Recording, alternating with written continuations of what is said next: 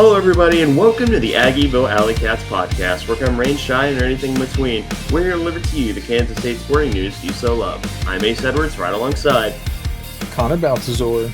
And if we thought last week was a big recruiting week, goodness gracious. Who said that there's such a thing as an off season?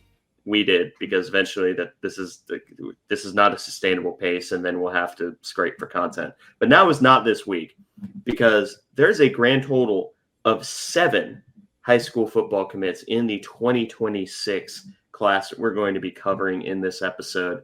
So let's just dive straight into it. And first of them was Kingston Hall, a defensive tackle, 6'4", 270 from Tahlequah. That's my best guess, Oklahoma. And he had a few other big-time offers from Maryland, Baylor, UNLV are the most notable ones, including Tulsa. So some local offers as well, some kicking of the tires by the other Oklahoma programs. But this is exceedingly rare early high school interior defensive lineman commit, because normally we're used to waiting until either in season or waiting until we get a JUCO guy. I'm thinking of, Uso Sayamalo, or waiting for the transfer portal with Timmy Horn. But, I mean, the last true interior defensive lineman that we got, even somewhat early in the cycle, was Asher Tomaszewski.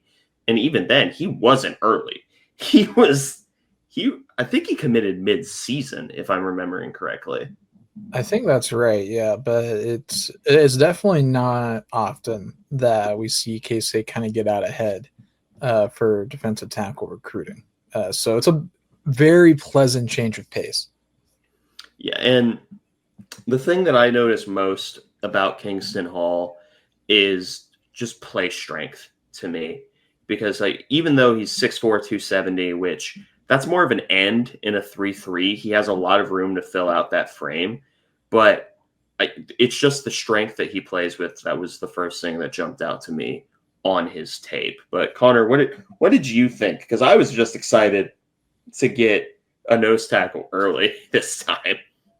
I think one of the biggest things to me is that he moves really, really, really well for a guy of his size. Like he's actually like kind of fast, like not just like D-tackle fast, like he's like genuinely fast. Like there's a highlight of him in his huddle tape of him scooping up a fumble and outrunning the running back and quarterback in pursuit for like a 50-yard touchdown.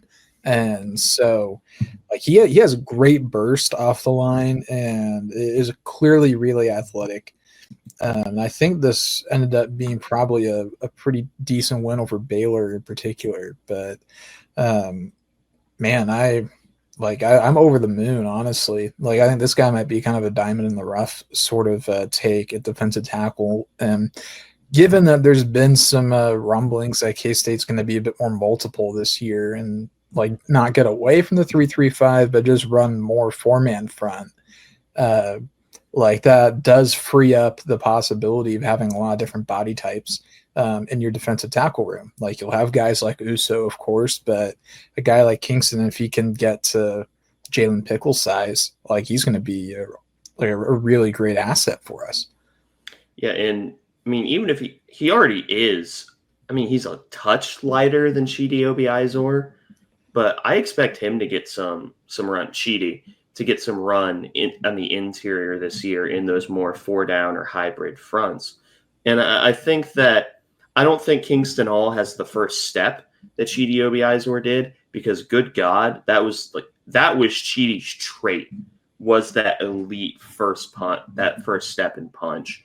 But I think Kingston Hall has a little bit more in terms of sustained play strength. So his initial punch isn't that bad, or it isn't as good, but he has a better raw ability to just sort of hang in there a little longer, which, I mean, it's a trade-off, and both ultimately end up with the same result of for most people, for most nose tackles, there are 2 requirements to be good against the run: be fat and try. And I think that I don't think Kingston Hall is going to fit the fat. I think he's going to be a lot more lean than he is, but he's going to fit the try mold, which is hey, that's what you want from your nose tackle. So I was excited by this pickup, especially because Baylor wanted him. If Baylor's going after a nose tackle, I want them. It does not matter. Yeah, and I know it's been a couple of years now, but they beat us for a nose tackle that we wanted really badly a couple of years ago, and I can't remember his name, but I know that we were really in on him, and Baylor came in and swiped him away like the last second. But I still think we ended up with Asher out of that class, so it's still like a solid find. Like it's a classic 2E 11th hour like diamond guy. So, but Yeah. So that's Kingston Hall, and now we had a run of defensive back commits, 3 in a row for defensive backs. The first of which was Garrick Dixon, which I'm pretty sure Garrick is the name of Gaz in Call of Duty 4. So now we have Captain Price and Gaz on the same football team. So now we just need a guy named Soap. But Garrick Dixon is listed as a corner. This is one of those cases where he almost certainly is a true athlete, a defensive athlete. I think you can sort of separate it between offensive and defensive athletes, and then you just have true athletes, also known as star players. But you look at his offer sheet and you're like, oh, well, he's fine. I mean, he's probably like an FCS guy. The only other Power 5 offer on his sheet was Iowa State. But this is one of those cases where they're gambling a lot on athleticism, and it's something that has worked out in their favor, where they see a guy camp, because this was a camp guy. They see a guy camp, they look at his athleticism, they see what he can do at camp, and then they'll say, okay, we can work with this. So to me, that's sort of this is the prototypical K-State camp offer, where I'm not going to say he reminds me of Jack Fabris, because I think he's like Jack Fabris and Garrick Dixon are completely different ends of the spectrum athletically. But in some ways, Garrick Dixon has similar traits in that he's just kind of one of those like nose in it sort of guys. yeah, and I think you said it well too with the athletic traits being really intriguing. This is a guy Iowa State wanted pretty badly as well, but K-State really kind of turned up the heat for him. Was able to hold off Iowa State and secure honestly a really quick commitment, because I mean, we went from not knowing about this guy to him camping to him getting an offer to him committing in like less than a month. So Garrick Dixon, I'm a big ad. For what it's worth, he does also have a Cincinnati offer. So I don't, unless you were trying to like disrespect them and saying that they don't count as Power 4. Like, I wasn't. That's on me. My fault. I was gonna. I mean, if you could have rolled with that, and that would have been very funny. But no, I like Garrick Dixon. Like he's got solid speed, but he's very agile and very sticky in coverage. I think is kind of where he's excelling at in his highlight tape and what we've seen of him.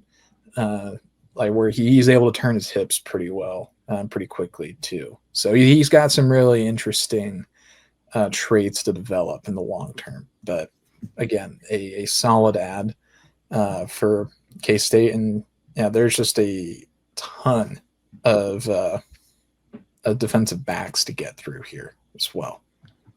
Yeah, and I feel like in some ways the analysis for Garrick Dixon and Hannibal Navies can kind of blend together, just because I mean most of their biggest traits are that athleticism that they just have in their back pocket.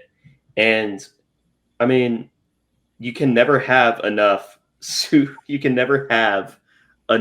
in the way of freakishly athletic defensive backs. And plus this guy has an awesome name and an awesome haircut. So I mean, like, normally go look at his recruiting profile, you will understand what I mean, but just know that he has the haircut that seemingly every Polynesian nose tackle has, but as a safety. And I just think that's pretty cool. I mean, you've kind of described Troy Polamalu here, so but Pump the brakes. yes, but I mean, Hannibal Navies. We're moving on to Hannibal, right? Yeah. Okay.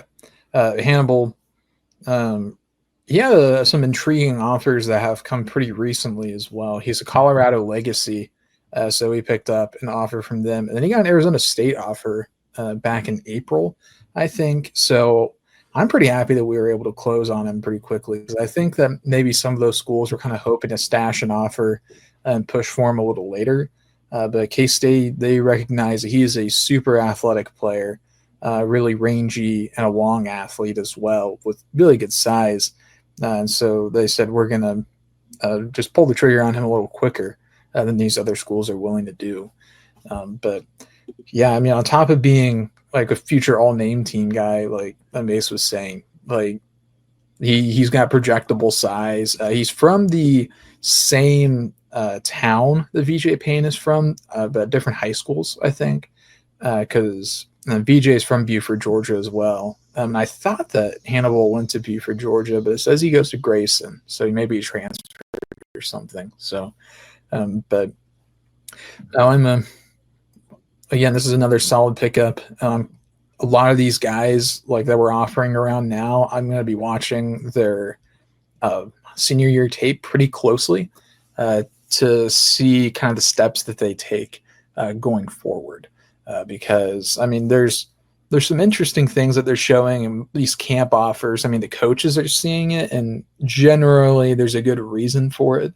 But it's always like we don't get access to the same amount of film, the same amount of evaluation the coaches do, probably for good reason. But still, like this is a guy I'll be watching pretty closely because he'll be competing at a pretty high level in a very talented state. Yeah, and it's funny that you mention him being from Buford, Georgia, because in some ways it kind of reminds me of the VJ tape coming out of high school, where he is that sort of, I mean, VJ in high school was a lot lankier, in my opinion, just because like his arms were longer than it's hard to describe. It's just very long arms. I don't think Hannibal Navies has the same arm length, but he has a very similar sort of play style. And I mean, hey, if we're getting another VJ Payne, we take those. We take those every day, ending in Y. I will gladly take a 4-year starter at safety. I have no problems with that. No, none at all. Especially I think in a lot of ways VJ's underrated just because he doesn't get too many picks. I think he has 3 on his career.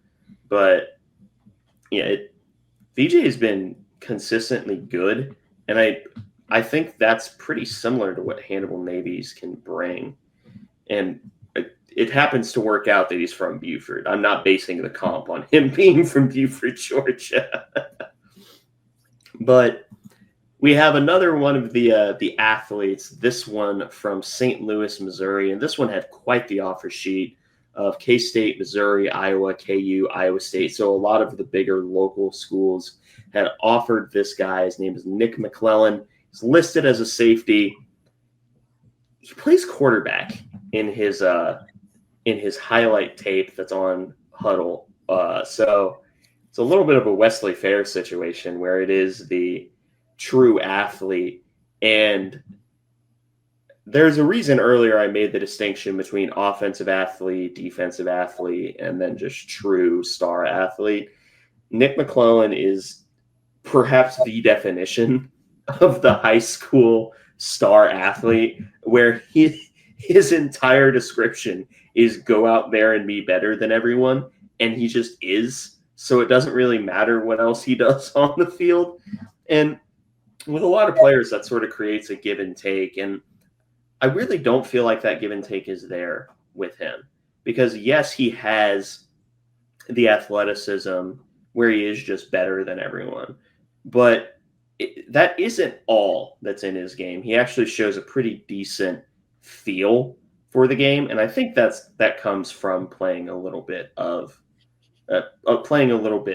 quarterback. But I mean, Connor, you have to be excited about the local recruiting wins. Yeah, and I'm glad that you mentioned the stuff about maybe him being mentally a little bit more ahead just because of the fact he plays quarterback. So I was going to say the same thing, so I'm glad that you brought that up. because he does seem to have a really solid understanding of the game. Like there's at least a few highlights where he's kind of making his jump on defense like almost at the same time as like the person he's like tracking is, like because he's doing a good job of reading the quarterback's eyes because he is a quarterback, so he can really put himself into that same mindset, and his quarterback highlights are pretty impressive as well, particularly as a runner. He does a good job creating some poor angles, which hopefully that'll again help him tackling an open field, as he's going to have some understanding of how to create those angles. Winning this more local recruiting battle, gotta be happy about that, because again, I think some people have been a little down on this class so far, just because there haven't been any 4 stars quite yet. But again, I keep thinking back to when we started the show. It's like we were clamoring just to get recruits that had more than one power conference offer. So I'm not saying that we should not have standards, but this is still a solid recruiting win against some regional players that are peers for K-State. So this is a solid win.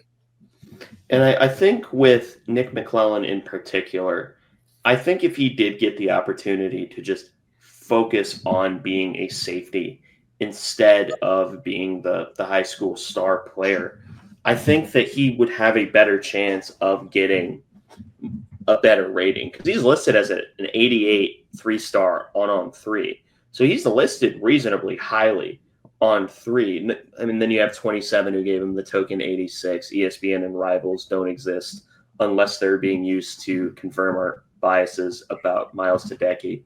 But he has the opportunity to, and he's not going to, because that's the nature of the high school star player. But if he got the opportunity to just focus on being a safety, I think that he had an opportunity and has an opportunity to get rated much, much higher.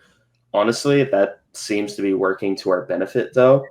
And what I will especially say is, for the uninitiated, which, hello, welcome. I spent quite a few of my years of my youth as a Mizzou football fan. I'm still more of a casual fan of theirs today, but there are 2 areas that the head coach, Eli Drinkowitz, for all of his very, very stupid faults and him generally being a doofus, there are 2 areas of the country that he's really been focused on recruiting and making sure, basically doing what K-State's been trying to do in Kansas for years, where if there is a guy in Kansas that K-State wants, they're going to get him. That's what K-State's been trying to do for years. And it's St. Louis and the Kansas City metro area, specifically the Missouri side. And he's done a great job of recruiting the St. Louis area. So us getting this head-to-head battle up against a program that we don't need to talk about SEC bias. We don't need this episode to be 3 hours long.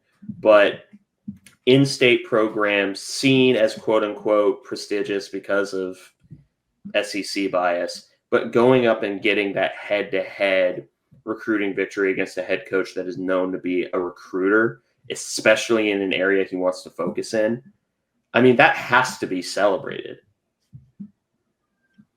Yeah, I have no issue with anything that you just said. I mean, because K-State has in the past few years had to go head to head with Mizzou for some guys like Josh Manning. We remember that whole saga, because that was probably the most eventful recruiting summer that I can remember, just because of the caliber of guys. But yeah, it's nice to be able to pluck a guy out of Mizzou's backyard, and with a quality player as well. So it's not just like a whatever win. This is a guy that I could see playing. Yeah, he definitely needs time to just sort of learn the position, but I think he could definitely do it. But that sort of leaves us to our favorite commit of this batch, and honestly, probably the second favorite commit for me of this entire cycle up to this point. And it's someone that going into his film, I did not expect to like it pretty much at all. I had very low expectations for his film. Then I actually watched it and I was like, oh, wait a minute. oh, word. And that is Wolf City, Texas running back H.D. Davis. And I mean, I looked at his offer sheet, and because you look at it, it's Tulsa, UTEP, Navy, Yale. So he has Ivy offers. And you sort of look at it and shrug your shoulders, say, I mean, okay, whatever. That the offer sheet does not do him justice. And I think it's because he lives in the middle of nowhere, Texas, because this guy is good. His film reminds me a lot. Full disclosure, we only put highlights on Twitter of players that we feel are either underrated or things that we find very, very fun. So way back when we posted the John Price highlight of sending some guy to the shadow realm by juking him out of his shoes. But I mean, we've had to do it twice this year with Miles Tedeschi and H.D. Davis, because I think people see white running back from the middle of nowhere, Texas, with no other Power 4 offers, and people are like, is he really good? Yes. I see a lot of Joe Jackson in his game, where he's that 6 foot sort of built back that can take contact, but my God, he's fast. Like, he's genuinely fast. Yeah, I think that was something that really surprised me about H.T. Davis was the top end speed. I wasn't expecting him to be slow, but he did exceed my expectations in that department, particularly for someone that hasn't been recruited as heavily. I think that's where most of my skepticism came from, was the fact that he really did fly under the radar. I mean, Wolf City, it's close to Dallas, but there's only 1,500 people who live there. So like, this is like Kansas small town, like sort of level. But he just like is a man amongst boys in all of his high school tape, which if you're going to have a reservation on his huddle tape, I think that's really the one that you can like really like, I think make a case for, is that he is like just head and shoulders above everybody that he's going up against. Like, there's not a single athlete in any of his highlights that has a prayer of like holding a candle to him. But he's got decent enough power. He moves well. He's more agile than I was expecting. And he accelerates quickly and keeps that speed as well. So I was really pleased with his highlights. And it really, I think, made me feel a bit better about missing out on DeZeff and Walker. And also surprised me a little bit that we took his commitment over Will Rajecki, which Rajecki was a guy that we were in on along with NC State. And both K-State and NC State took guys, so he's now gotten stuck at Memphis for his commitment, which isn't a bad school, but it's not Power 4. Yes, but the Liberty Bowl, yes, it's a bad school. Yeah, so the Liberty Bowl sucks. Maybe they'll do the renovations when he's there. But we'll see about that. But now H.D. Davis, I mean, like on top of also having another really great name, like he's very talented. Like, so I hope that we're able to continue the K-State tradition of under-recruited Texas running backs here with H.D. Davis. Yeah, and the two things that I think most impressed me about H.D. Davis, one, I didn't expect to see at all, and the other, I for some reason just kind of guessed that he would be good at. The first one is he has a lethal jab step.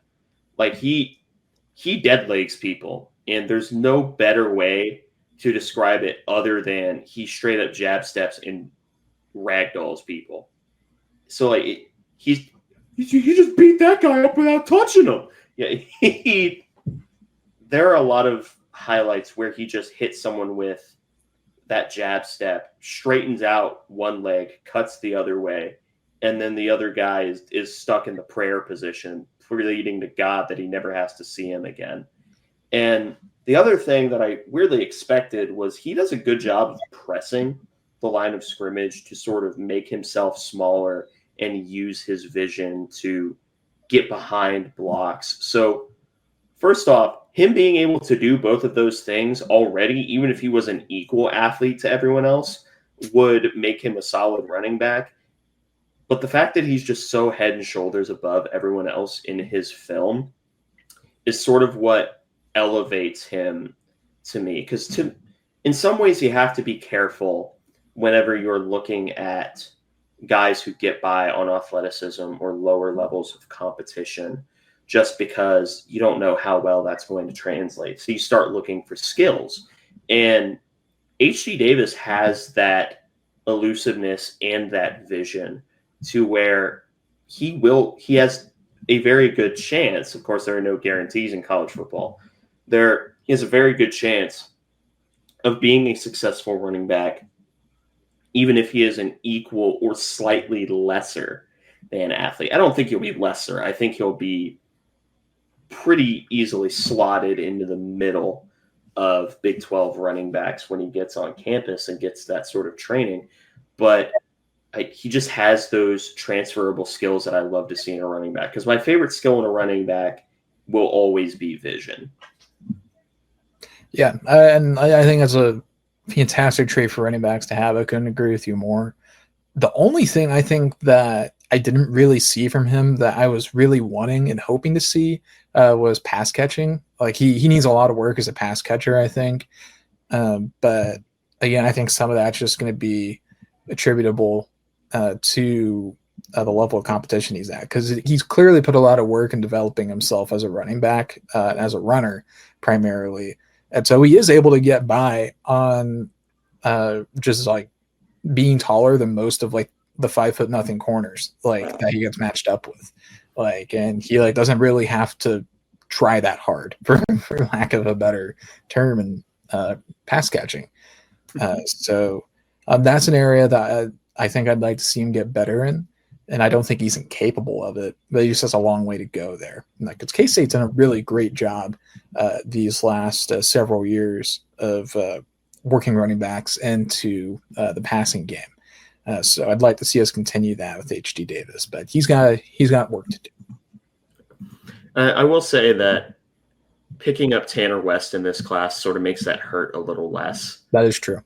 But yeah, I mean, because Tanner West is pretty much just a receiver in a running back's body, like, yeah, as things stand. So yeah, so you get both skill sets, and I like theoretically, I like double dipping into different positions for different skill sets, and it's something K-State has done pretty well, especially at the receiver position. Weirdly enough, it's just none of those receivers work out. That's a different discussion. Yeah. But yeah, H.G. Davis probably slots into my number 2 spot for favorite commits. There is exactly one name that would commit that it even has the possibility of committing that would unseat Miles Tedecki at number 1, barring some ridiculous film. That's Ian Premier, who's another bordering 5-star tight end from the state of Kansas, which is it's weird that it's happened twice. It's back-to-back years too, but yeah, I really, really liked his film. Now we're going to a guy that I'm a little iffy on. I think he earned his offer. This is not one of those situations where I'm like, okay, really? Because there's been one guy per year. I don't think Lawson McGraw is that guy. Athlete, probably linebacker from Blue Valley West in Overland Park. Legacy guy. Only other offer that's listed is Rice. If you're going to get mad about an offer, this is probably going to be the one that you're going to get mad about. I'll say I get it. And that's really all I can say, because especially with linebacker athletes, you're getting into a lot of projection. Yeah. He is. I do think he's a great use of the athlete tag when it comes to the defensive side. The biggest concern about his game is I think if he ends up being a tweener, because there's a non-zero chance that he is not going to end up being big enough to play as like an edge rusher, and isn't able to figure it out at linebacker either. Now, I will say he is very athletic and moves well for his size. He's too big to be a safety, unfortunately, because that's of course the position that his dad played at K-State, John McGraw. But I see it with him. I see that he like has the potential. I'd love if he could keep his level of athleticism and put on a ton of weight and be an edge rusher, because he has good length at the position. Like he's got long arms, and he has good burst. But I'd be pretty happy with him as a linebacker as well if he figures it out there. Maybe like kind of a hybrid between the two, because like honestly, like he does like move surprisingly well off the edge and have at least a few moves that he can go to. Like he's not the technician that Nate Matlick was in high school, but he's got a pretty similar body type to Nate Matlick.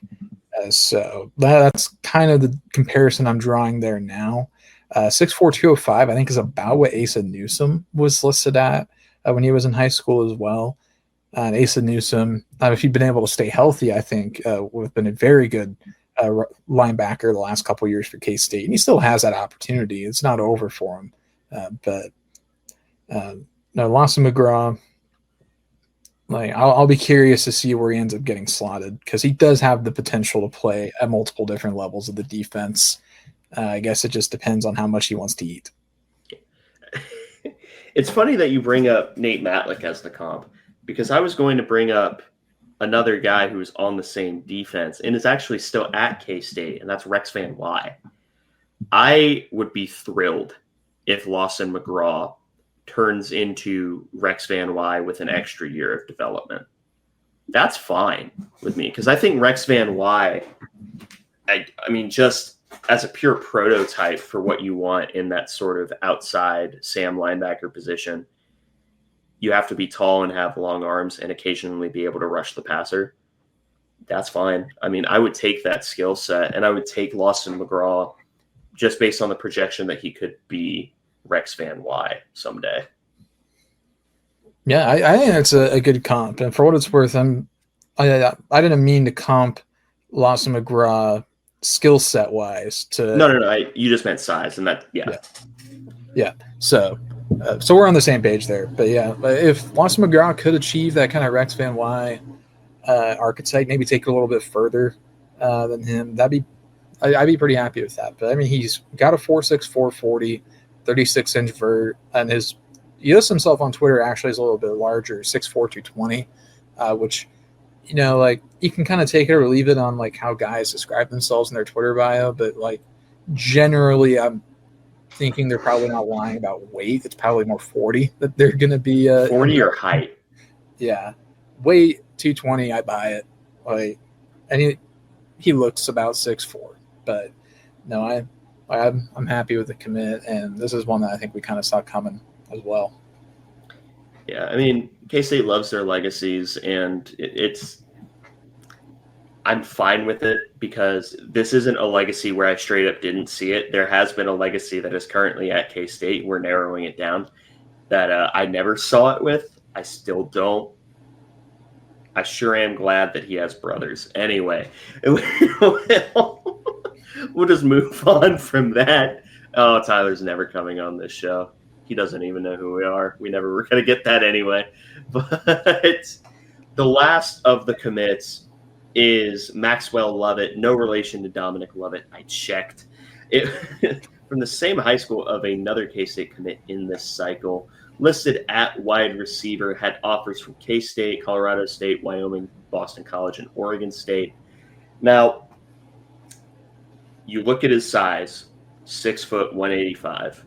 You look at his film, you see route runner who has pretty decent speed. This is Jace Brown. I'm glad you said it so I didn't have to. It's Jace Brown again. Frankly, I think he's a little faster than Jace too. Like, like, because Jace doesn't really quite have the breakaway speed that, like, when you look at a receiver of his size, you'd think he'd have. Like, he gets caught from behind quite a bit.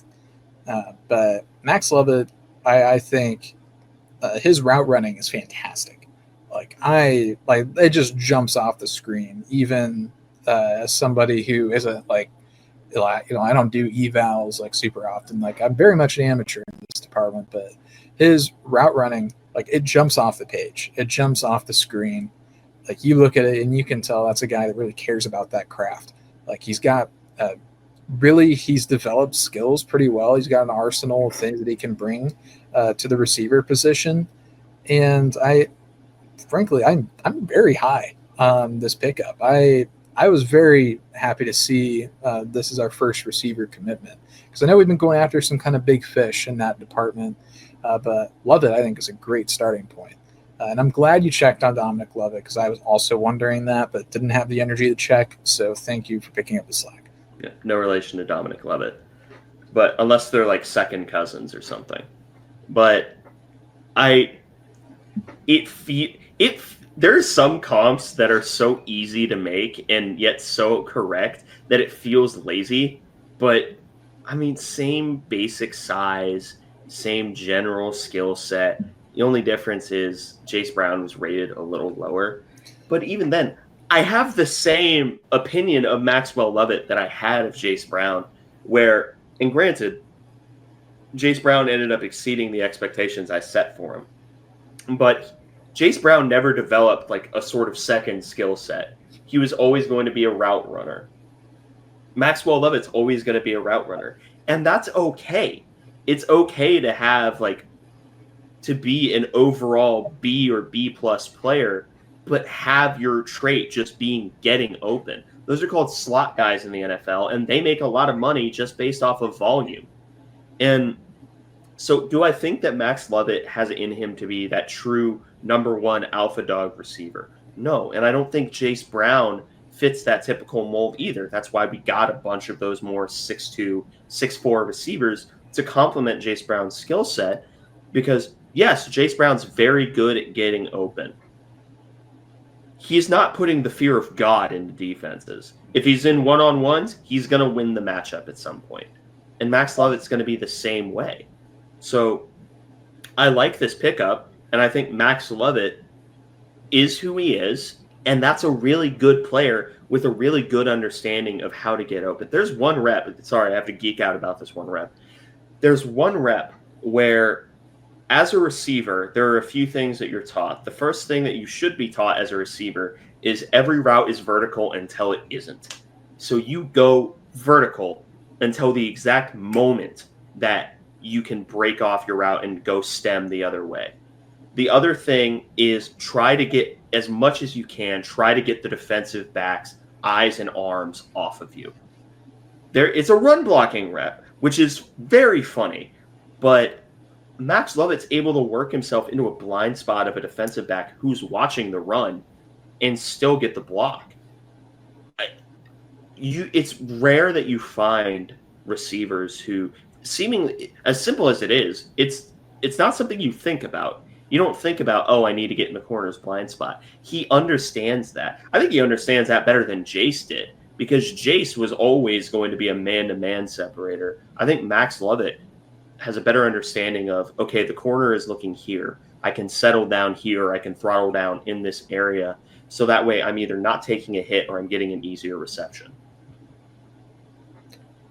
Yeah, I mean, you said it really well. And I can tell that this is a guy that you really like, because you become a Yapatron 3000 and you have a recruit that you like. And I totally agree with you as well. I really like Max Lovett. And he's, frankly, I might like him a bit more than I like HD Davis, which is maybe a bit of a take. But I am a big Maxwell Lovett believer, particularly because Jace, I saw it, but I didn't really see it, and the way that in the sense of what he truly ended up becoming. But Max Lovett, I see it with him. This is a guy that, if he wants to, could step on campus and have an impact as a first year guy. I'm not saying he will, but he has that potential. And Jace Brown similarities. I mean, like Ace said so many of them, but you look at his highlights, he even like has a similar stride as Jace Brown. Like they look like the same player on the field. It would not shock me if Max Lovett just watched Jace Brown film and modeled his game after it. That is how similar they are. It's not bad film to model. Really, it's not. No. Well, maybe not the run blocking part, but maybe. But those are the 7 commits. So as it stands right now, K-State is at 16 total commits for the 2026 cycle. And they're going to be more, but I feel like it's a little over the halfway point. So Connor, you mentioned it earlier. That's sort of the inspiration for why I wanted to have this discussion. There are people that are sort of iffy and apprehensive about this class because you look at it and from the outside looking in, if you're not willing to sort of dig deep into the film of these guys, you're like, oh, where's our potential blue chip guys? Like, where are the guys that, are those massive recruiting wins? And firstly, I think that undersells the recruiting victories for DJ Ackerson, Keegan Collins, Kingston Hall, and Justin Morales, just as a few other examples. But how do you feel about how this class is constructed right now in the context of people saying is like, oh, this is sort of a down year class? I mean, I guess I get why people kind of feel that way because the recruiting rankings aren't like quite there yet. But keep in mind, this is also pre-senior year. There haven't been a ton of updates yet. Like at least not comprehensive ones. And there's big fish that K-State are in on that still haven't made a choice, like Ian Premer obviously is the big one.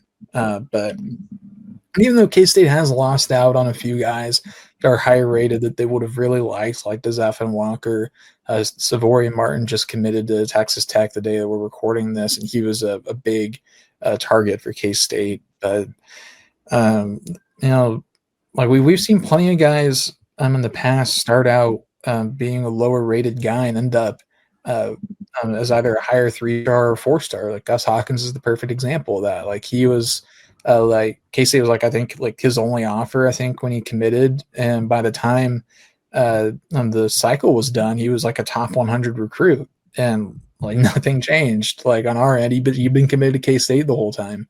So I think that context is important. And additionally, I think it's also important to consider in the revenue sharing era, the alleged salary cap. I guess we'll see how effective that is. But if we're operating as if there is a cap on how much money we can spend on our roster, keep in mind there's a lot of guys that were underclassmen for K-State that were really talented that are also having to get paid. Like it's not just like these new recruits that we're going after. It's Dylan Edwards, it's Avery Johnson, it's Jace Brown, it's Garrett Oakley, who apparently had some really big suitors after him this past off season. So Austin Romaine is another big one. I mean, he's been all over PFF social media the entire off season as being like the top graded returning inside linebacker in Power 4. Which another famous Alleycat. He didn't have senior film up. That's my excuse. Yeah. Asher Tomaszewski is the biggest culprit there. I mean, because I think he had his little highlight package from like signing day, which was like 3 clips, and that was it. So I just gave him an NA. I think Romaine had a little bit, but not much. Like it was junior or sophomore film. Yeah. Asher didn't even have a huddle page by the time we were doing the episode. Like his old coach must have hated him. He just deleted it. Well, you got your offer, kid. Shut up. Yeah. So it's a mix of things, but I think the recruiting rankings are going to shake themselves out. I mean, look at Miles Tedecki. Our influence is massive because Ace flipped the video of his highlights and posted on Twitter, and the next day ESPN makes him a 4-star. Not a coincidence, I think. So the amount of people that did not realize that the video was flipped and left the comment of, "Oh, he looks right-handed." Every time that happened, I was tempted. It's like, yes, my favorite quarterback number, 51. yeah, I was going to say, like, there are some very interesting numbers in there that I don't think they looked at. But oh well, what are you gonna do about that? But yeah, like I think that this is a solid class where K-State has filled out a lot of positions of need. Offensive line's done. Tight end, we're waiting on Ian Premer. And if that doesn't work, then we can survive without a tight end in this class.